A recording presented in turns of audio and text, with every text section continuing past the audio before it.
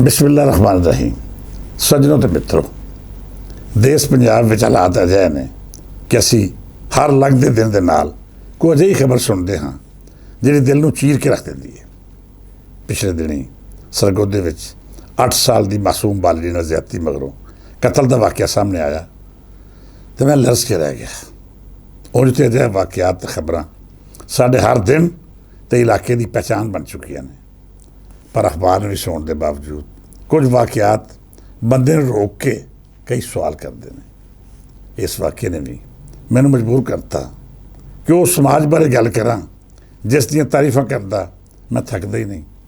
ਉਸ ਪੰਜਾਬ ਦੀ ਧਰਤੀ ਉੱਤੇ ਹੋਣ ਵਾਲੇ ਅਜਿਹੇ ਵਾਕਿਆਤ, ਜ਼ੁਲਮ ਤੇ ਜ਼ਿਆਦਤੀ ਵਜੋਂ ਬਰਬਾਦ ਹੋਣ ਜਾਣ ਵਾਲੀਆਂ ਜਾਨਾਂ, ਟੱਬਰ ਤੇ ਪੂਰੇ ਦੇ ਪੂਰੇ ਸਮਾਜੀ ਮੁਹਾਂਦਰੇ ਦੀ ਸ਼ਕਲ ਉੱਤੇ ਮਾਤਾ ਦੇ ਦਾਗਾਰ ਵਹਾਲੀ ਦੇਣ ਵਾਲੇ ਅਜਿਹੇ ਸਾਨੇ ਸਾਨੂੰ ਮਜਬੂਰ ਕਰਦੇ ਨੇ ਕਿ ਅਸੀਂ ਆਪਣੀ ਇਜਤਮਾਈ ਨਫਸੀਅਤ ਦਾ ਚੰਗੀ ਤਰ੍ਹਾਂ ਜਾਇਜ਼ਾ ਲਈਏ। ਸਰਗੋਧਾ ਵਿੱਚ ਜ਼ਿਆਦਤੀ ਮਗਰੋਂ ਕਤਲ ਹੋਣ ਵਾਲੀ ਇਹ ਬੱਚੀ ਸਾਡੇ ਪੰਜਾਬ ਦੀ ਧੀ ਸੀ। ਇਹ ਘਰੋਂ ਕੋਈ ਸ਼ੈ ਲੈਣ ਕਰਿਆਨੇ ਦੀ ਹੱਟੀ ਉੱਤੇ ਗਈ, ਪਰ ਵਾਪਸ ਪਰਤ ਕੇ ਨਹੀਂ ਆਈ। ਜਦੋਂ ਤਫਤੀਸ਼ ਹੋਈ ਤਾਂ ਇੱਕ CCTV ਕੈਮਰੇ ਵਿੱਚ ਮਹਿਫੂਜ਼ ਹੋ ਜਾਣ ਵਾਲੇ ਮੰਜ਼ਰ ਨੇ ਵਾਜ਼ਿਹ ਕਰਤਾ ਕਿ ਬਾਲੜੀ ਹੱਟੀ ਦੇ ਅੰਦਰ ਤਾਂ ਗਈ ਸੀ, ਪਰ ਉੱਥੋਂ ਪਰਤ ਕੇ ਬਾਹਰ ਨਹੀਂ ਆਈ। ਪੁਲਿਸ ਨੇ ਤਫਤੀਸ਼ ਕੀਤੀ ਤਾਂ ਪਤਾ ਲੱਗਾ ਕਿ ਬੱਚੀ ਜ਼ੁਲਮ ਮਗਰੋਂ ਕਤਲ ਕਰਤੀ ਗਈ। ਕੁਝ ਪੁੰਛਣ ਮਗਰੋਂ ਮੁਜਰਮ ਵੀ ਫੜੇ ਗਿਆ ਤੇ ਫਿਰ CCTV ਨੇ ਉਹੀ ਕੀਤਾ ਜੋ ਅਜਿਹੇ ਵਾਕਿਆ ਦੇ ਮੁਲਵਸ ਹੋਣ ਵਾਲੇ ਮੁਜਰਮਾਂ ਨਾਲ ਕਰਦੀ ਆਈ ਹੈ। ਮਰਕਜ਼ੀ ਮੁਲਜ਼ਮ ਆਪਣੀ ਸਾਥੀ ਦੀ ਫਾਇਰਿੰਗ ਨਾਲ ਹਲਾਕ ਹੋ ਗਿਆ ਤੇ ਜਿਹੜੇ ਬਾਕੀ ਇਸ ਵਾਕਿਏ 'ਚ ਮੁਲਵਸ ਨੇ ਉਹਨਾਂ ਦੇ ਵੀ ਖੈਰ ਕੋਈ ਨਹੀਂ।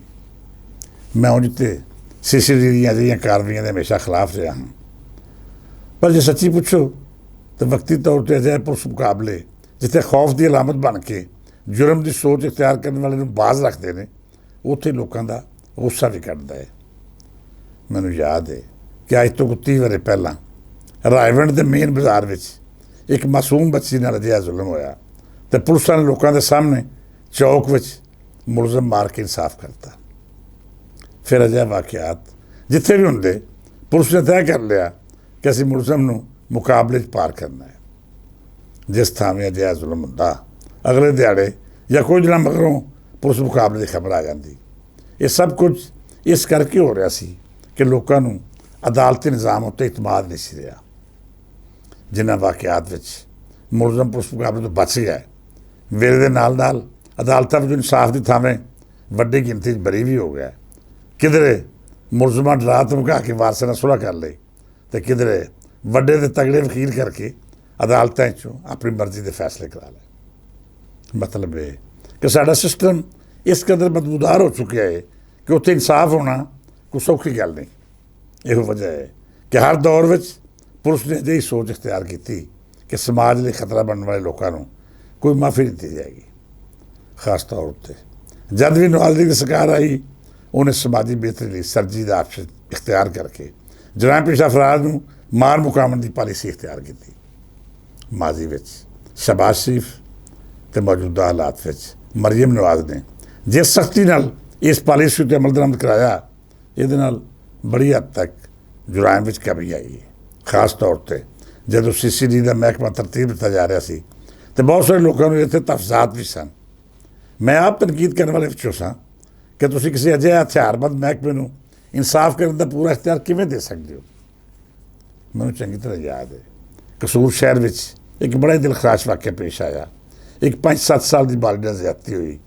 ਜ਼ੁਲਮ ਕਰਨ ਵਾਲੇ ਨੇ ਉਸ ਬੱਚੀ ਦਾ ਕਤਲ ਕਰਕੇ ਹਰ ਤਰ੍ਹਾਂ ਦਾ ਨਿਸ਼ਾਨ ਮਿਟਾਉਣ ਦੀ ਕੋਸ਼ਿਸ਼ ਕੀਤੀ, ਪਰ ਪੁਲਿਸ ਨੇ ਤਫਤੀਸ਼ ਕਰਦਿਆਂ ਇੱਕ ਬੰਦੇ ਨੂੰ ਗ੍ਰਿਫਤਾਰ ਕਰਕੇ ਲੁਕਾਈ ਦੇ ਸਾਹਮਣੇ ਪੇਸ਼ ਕਰਤਾ ਕਿ ਇਸ ਬੱਚੀ ਦਾ ਕਾਤਲ ਇਹ ਹੈ।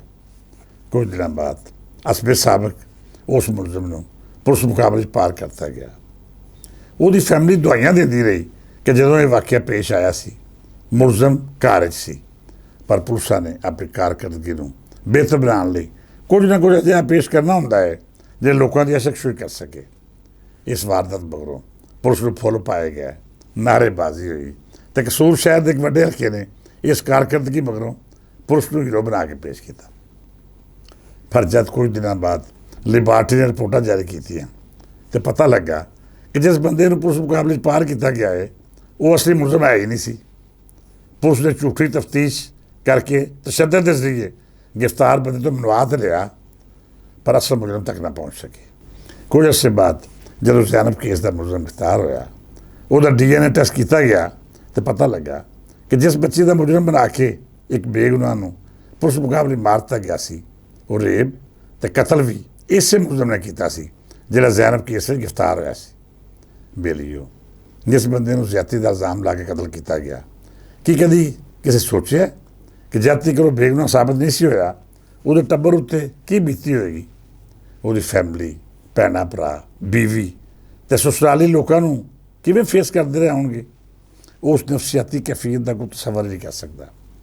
फिर जब उन्होंने ये खबर अपनी होएगी कि साडा मकतूल तो बेगुनाह सी, फिर उन्होंने की गुजरी होएगी। मैं CCD दी इन्हां कार्रवाइयां नूं वक्ती तौर पर रिलीफ तो जरूर समझदा हाँ, पर यह अमल कानून मूजब नहीं।